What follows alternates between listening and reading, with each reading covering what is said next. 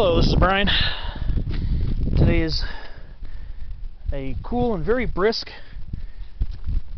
February 14th, 2021. Happy Valentine's Day. And you know, today's the day of flowers. A lot of flower sales are happening today. Today's Valentine's Day.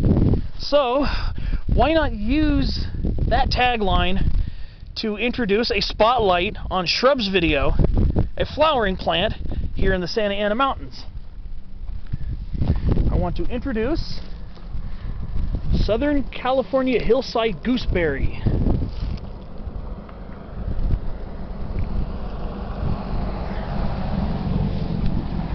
This is Ribes californicum variety hesperium. It is a shrub in the gooseberry and currant family, the Grossulariaceae. It's a small to medium-sized shrub, and being a gooseberry, it does have thorns at the end of some of the branchlets. So this is one of our wildflower shrubs here in Southern California that tends to love shady slopes, just like where we are on this big road cut of North Main Divide Road. We're just above the Lake Elsinore area right now. We're at an elevation of 3,100 feet above sea level, and a lot of these gooseberries and currants, we have two different types of gooseberries and currants here. Winter deciduous gooseberries and currants that shed their leaves in autumn, leafless in winter, and leaf out in the springtime. And then we got summer/drought deciduous gooseberries and currants. And that means they shed their leaves during the summer drought, and then they leaf out during the winter rains. This one belongs to the latter of the two. We are in mid-February, and we got wildflowers here. So this gooseberry here flowers right in the middle of winter, and surprisingly is found in some of the deepest, shadiest, coldest spots you can find a lot of these plants. Right in these shady road cuts. This is a very north-facing slope. This is facing roughly south right now. And this plant, you will be more likely to find it in really dense chaparral, very tall, mature chaparral, and woodland, because this is a shadier dwelling plant, a shade dwelling plant. So, like the name, you probably have heard of gooseberries and currants before, and gooseberries and currants are both related in the genus Ribes, R-I-B-E-S. Some people pronounce it ribes. I try to be a little closer to the actual Latin pronunciation. But some of our currants and gooseberries can have some pretty attractive flowers, and this is no exception. So, Ribes californicum variety hesperium, the Southern California Hillside Gooseberry, is characterized by having palmately lobed leaves. Very small palmately lobed leaves. You can see here, you can see they're kind of lobed, kind of like the palm of your hand. That's why I call it palmately lobed. And they get these small, little whitish flowers with these, I don't know if these are petals or sepals that curl backwards. So you see here, these little sepals or petals, I'm not really sure if they're petals or sepals. They kind of curve back. They're kind of reddish, and you get the white center right here. Very characteristic of a lot of our currants and gooseberries. So these type of flowers are the type of flowers that are found on a few of our other species of gooseberries and currants.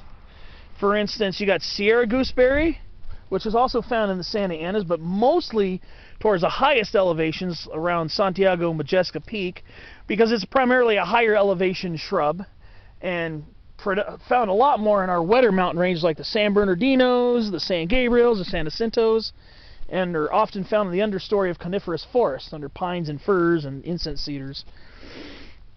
And the leaves on Sierra gooseberry are very similar. Very similar. Not identical, but quite similar. So this could be confused with Sierra gooseberry.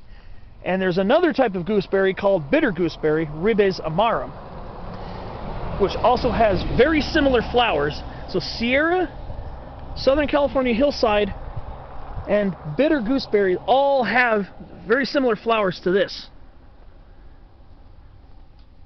So I know the detail's kind of small. I'm going to try to zoom in so you can get a good look at it. There we go. And all three species will eventually give way to these bristly fruits. These are the gooseberries. You can see them right here. These are the gooseberries. These are not ripe yet, so they're developing into fruit right now, and they'll be spiny when they ripen.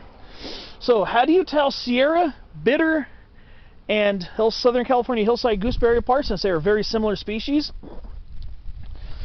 Well, one thing is the habit. The Sierra and bitter gooseberries belong to the winter deciduous. So right now they would be leafless. Right now, mid-February, they would be leafless. They bloom in the spring months. Whereas this guy is blooming right in the middle of winter. So that is the biggest clue right there. I don't know, I'm not too familiar with bitter gooseberry. I've seen Sierra gooseberry in the higher ranges. I've probably come across bitter gooseberry, probably here in the Santa Anas, but probably didn't recognize it. But like I said, this time of year, Southern California Hillside Gooseberry is blooming.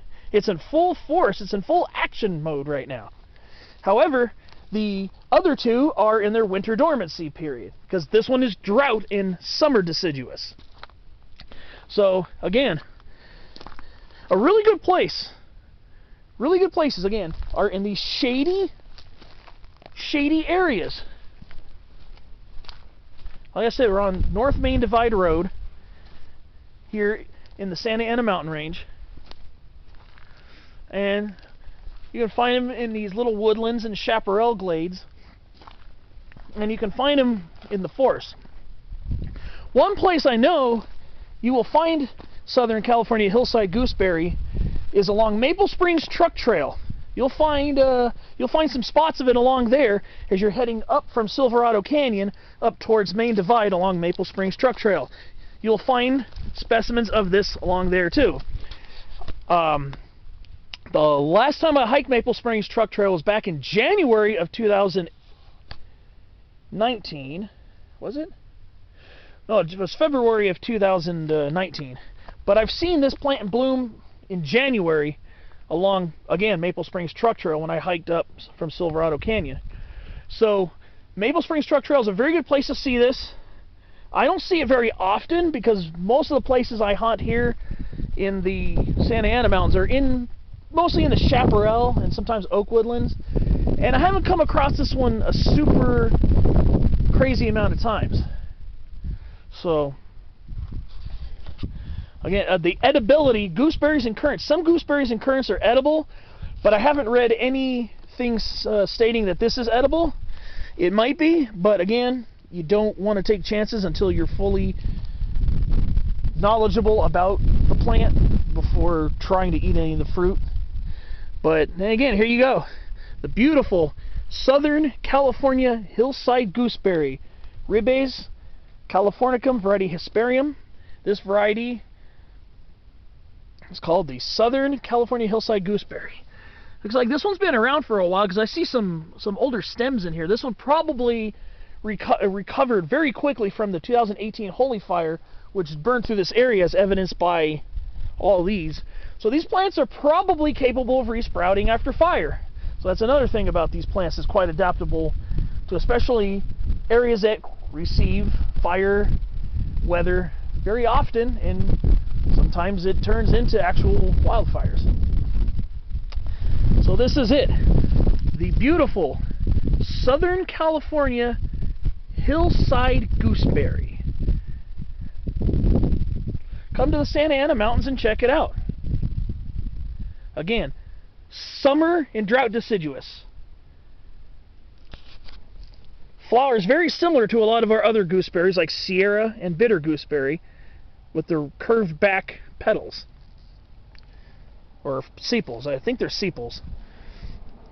And again, like Sierra gooseberry and bitter gooseberry, fruits are spiny and probably poke your fingers pretty badly.